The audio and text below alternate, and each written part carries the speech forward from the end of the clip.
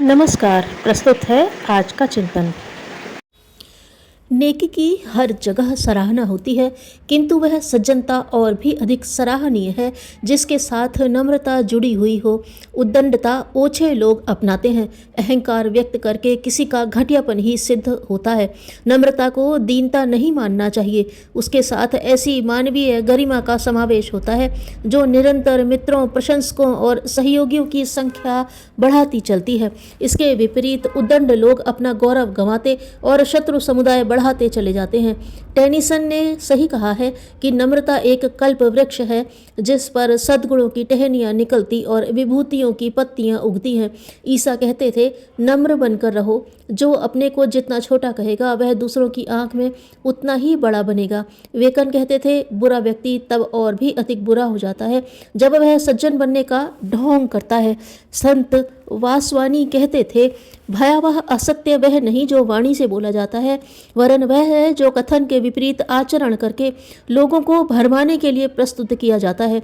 Wordsworth ने पृथ्वी को उठी हुई और आकाश को निराशा से ग्रसित देखा।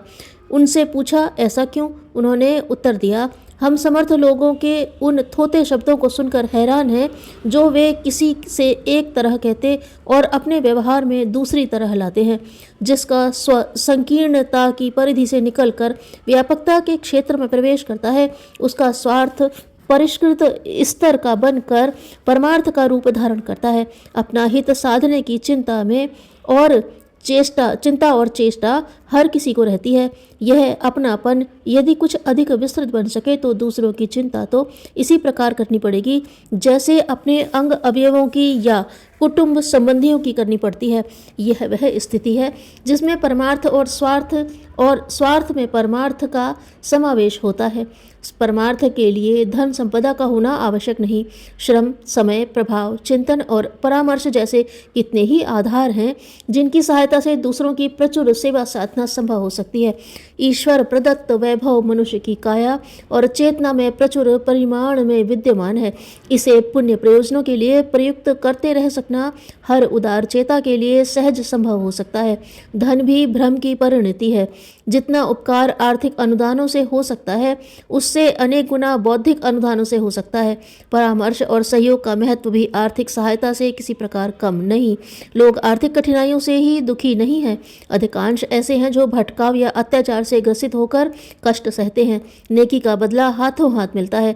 जिसके साथ भलाई की गई है संभव है कि वह बदला लेने की स्थिति में न हो, तो भी उस सहायता को देखकर अनेक को अपनी सज्जनता का पता चलेगा और ये अवसर पाने पर अपने साथ भलाई का ही व्यवहार करेंगे। फिर अपनी आत्मा को जो भी संतोष भरी प्रसन्नता होती है वह भी कुछ कम महत्व की नहीं। प्रसन्नता खरीदने के लिए कुछ न कुछ खर्च करना पड़ता है। बिना खर्च किए तो यहाँ किसी को कुछ नहीं मिलेगा। यहाँ तक कि बुराई भी श्रम लगाने और समय गंवाने से ही मिलती है। ऐसी दशा में यदि नेकी के निमित्त समय, श्रम या धन लगाया गया है तो उसके बदले अपना मनोबल बढ़ा है और यह घाटे का सौदा नहीं है। भलाई वह बीज है जो उगे बिना रहता नहीं। उस पर अच्छे और मीठे फल आते हैं, भले ही उसमें कुछ देर लगे। मनुष्य का मन आंतरिक चिंतन से बली होता है। इच्छा की प्रबलता ही कार्य की सिद्धि है।